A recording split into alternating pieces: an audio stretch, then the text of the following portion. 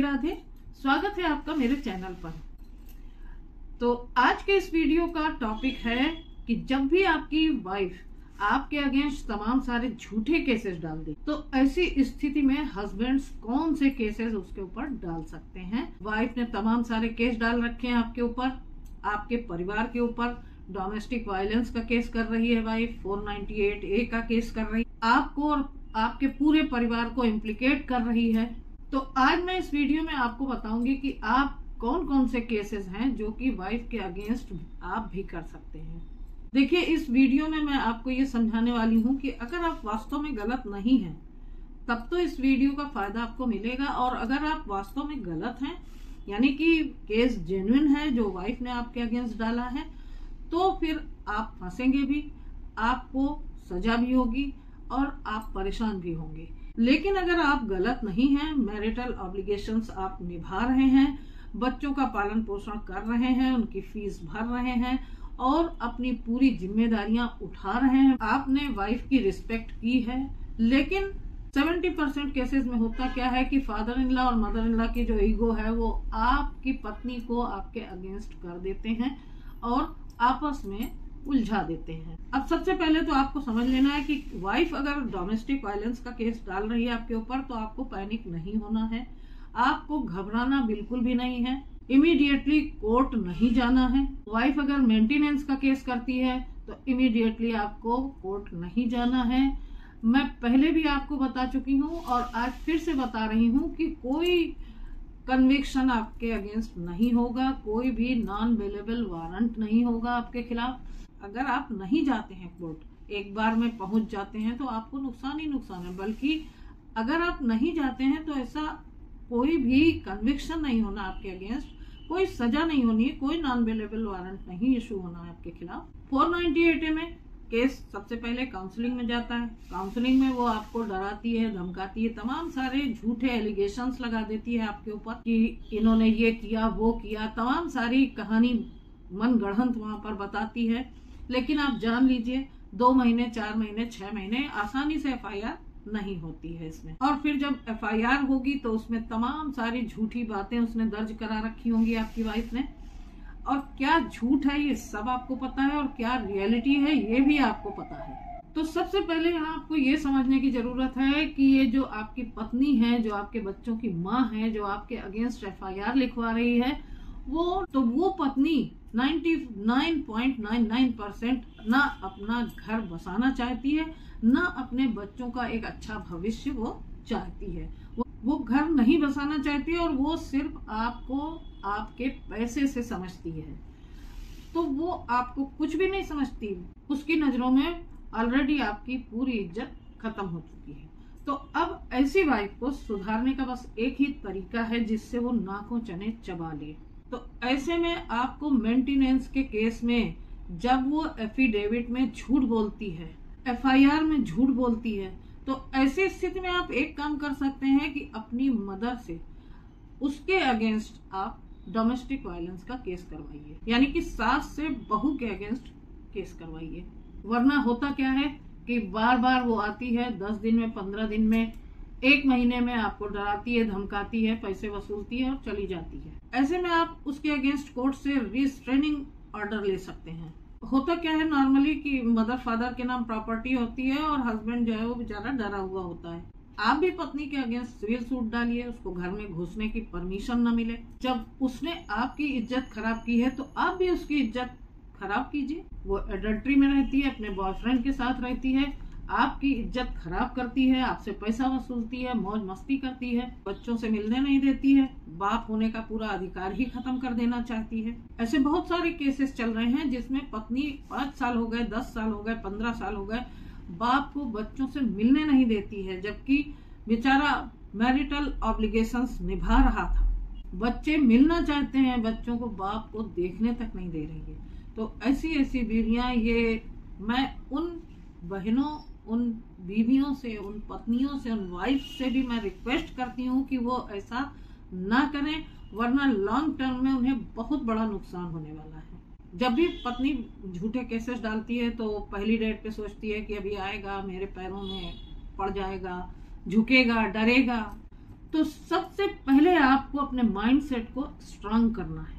घबराना बिल्कुल भी नहीं है। जिन माँ बाप ने आपको पैदा किया है, जिनसे वो आपको अलग करना चाहती थी, जिन्होंने जीवन दिया आपको, इस लायक बनाया कि आज इस स्टेटस में है आप, तो पहले सबसे उनकी इज्जत सबसे ज्यादा इम्पोर्टेंट है। तो इसलिए उनकी इज्जत रखो।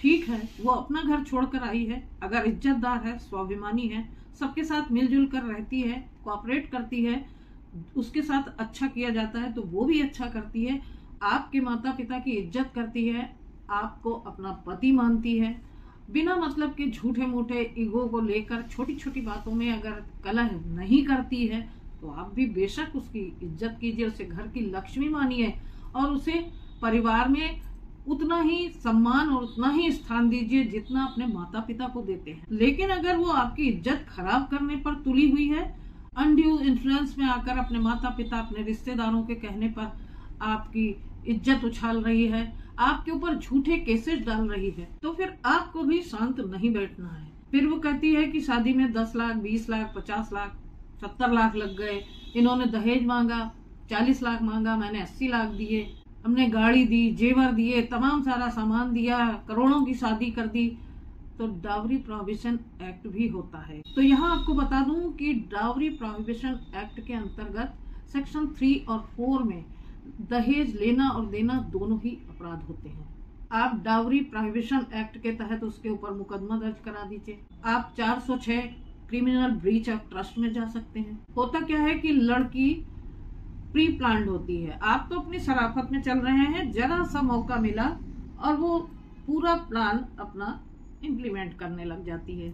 जरा सी बात पर आपने टोक दिया और वो अपने ईगो पर लेकर बैठ गई। उसे लिबर्टी चाहिए, उसे आजादी चाहिए। अरे आजादी चाहिए, लिबर्टी चाहिए तो अमेरिका चली जाओ। ये कोई क्लब है, ये कोई धर्मशाला है कि जहाँ पर एंजॉय करने के लिए रुके हुए हो। पहले तो क्या होता था कि बेटियां होती थी तो लोग कहते थे लक्ष्मी हुई है। कहाँ गई वो लक्ष्मी? अब क्या हो गई है, आप ही मुझे कमेंट करके बताइएगा। तो जो हस्बैंड्स मेरी ये वीडियो देख रहे हैं, तो उनको मेरी रिक्वेस्ट है कि भाई मान सम्मान के साथ जिए। मान सम्मान से बड़ी कोई चीज नहीं होती है। अब देखिए, जो आपके बच्चे हैं, जिन्हें आपने जन्म दिया है, उनकी लायबिलिटी आपकी है, उनके लिए तो आप मेंटेनेंस थोड़ा बहुत देंगे, लेकिन वाइफ के अगेंस्ट सबसे पहले आपको क्या करना है? सबसे पहले तो आपको एक अच्छा जेन्युइन प्रैक्टिस एडवोकेट करना होगा, जो एडवोकेट आपको रिलीफ दिलाएगा। हाँ, मैं मानती हूँ कि इस तरीके के जो सीनियर एडवोकेट्स हैं उनकी फीस ज्यादा होती है। सस्ता रोए बार बार, महंगा रोए एक बार, ये कहावत भी है, आपने सुनी होगी। तो एक बार लगाकर पैसा कायदे का वकील कीजिए और अपने सम्मान को बनाए रखिए और अपने सम्मान सहित लड़िए, अपने सम्मान के लिए लड़िए। अब यहाँ क्या होता है कि आप बार बार वकील चेंज करते हैं और ऐसे में आप अपने को शॉर्ट टर्म गेम में लॉन्ग टर्म लॉस में चले जाते हैं। शॉर्ट टर्म लॉस होने दीजिए, उसके बदले में आप लॉन्ग टर्म गेन में जाएंगे।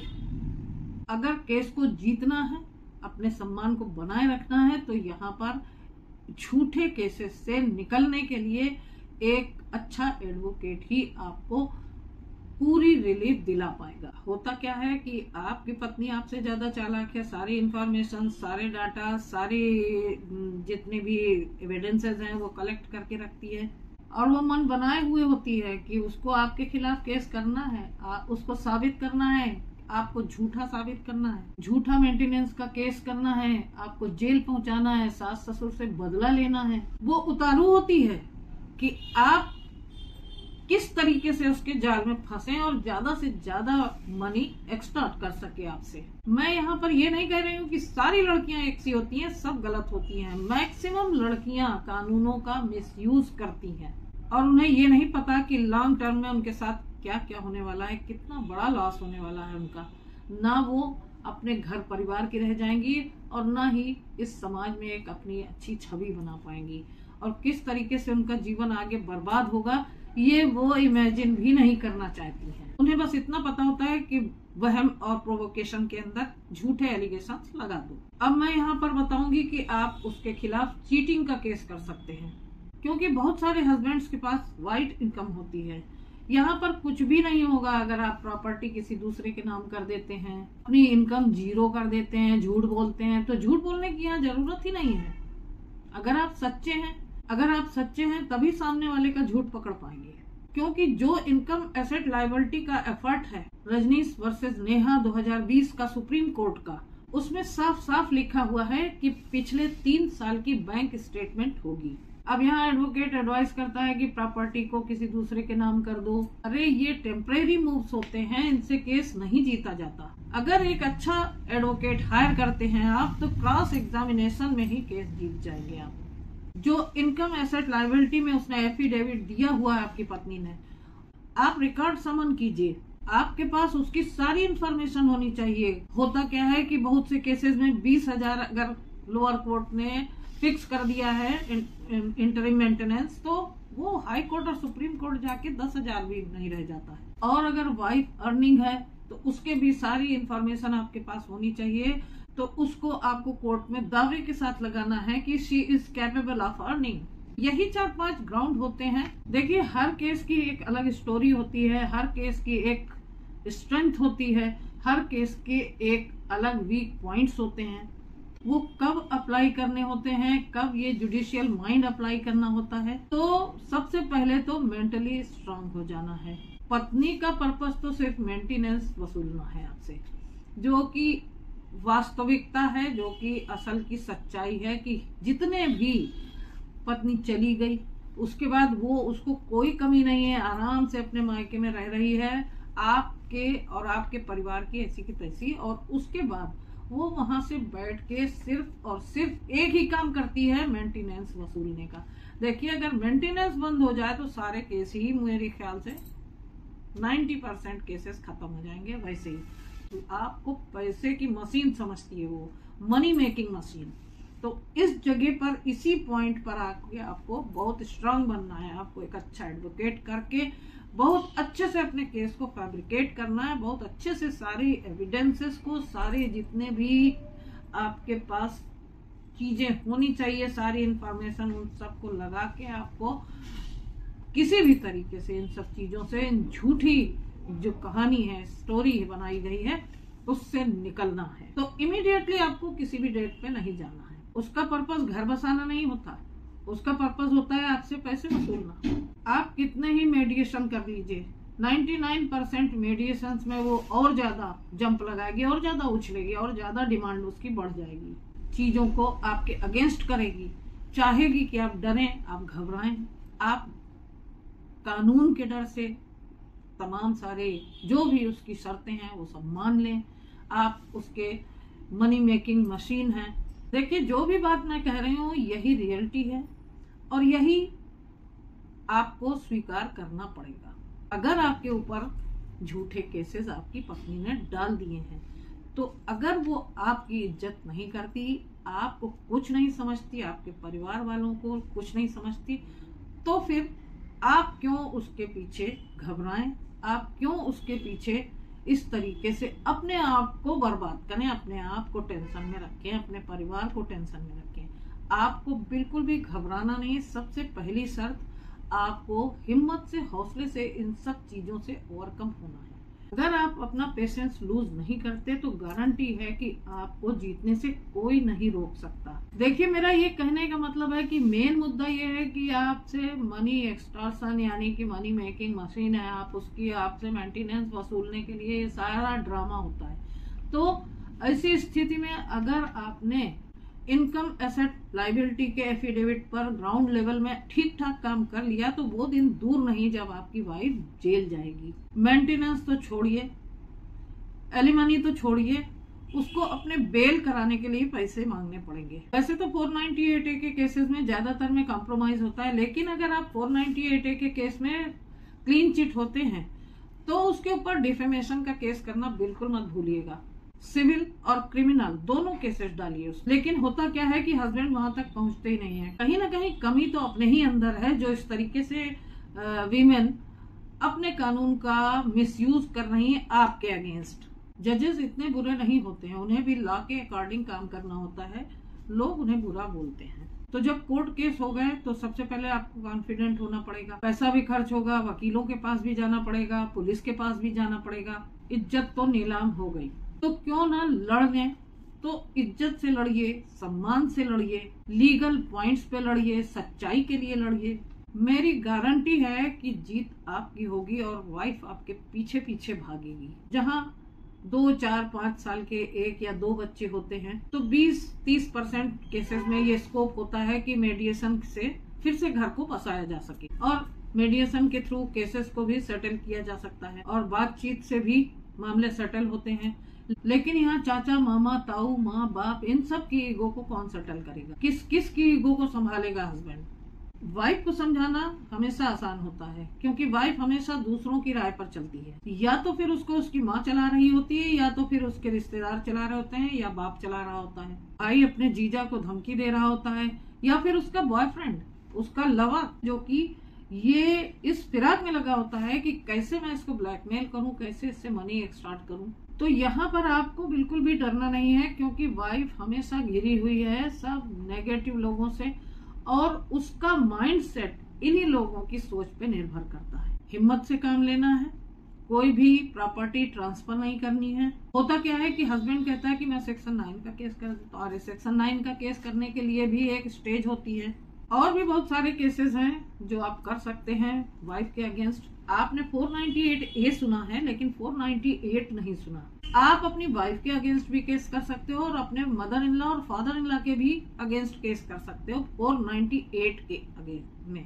देखिए, जब भी हकीकत में ये सारे केसेस आते हैं कोर्ट में और बहुत सारा डिस्कशन होता है, बहुत सारी चीजें ऐसी निकल कर आती हैं, वीडियो के माध्यम से हर चीज को यहाँ डिस्कस कर पाना बहुत कठिन होता है। अगर आपकी कोई क्वेरी है, आपकी कोई समस्या है तो आप मुझसे संपर्क कर सकते हैं। मैंने अपना नंबर डिस्क्रिप्शन बॉक्स में दे रखा है। तो आज के लिए बस इतना ही। आशा करती हूँ आपको वीडियो पसंद आया होगा। अगर वीडियो पसंद आया हो तो लाइक और शेयर करना बिल्कुल मत भूलिएगा। तो फिर मिलती हूँ अगले वीडियो में एक नई जानकारी के साथ, एक नए टॉपिक के साथ। तब तक अपना ख्याल रखिएगा। आप सभी को राधे राधे।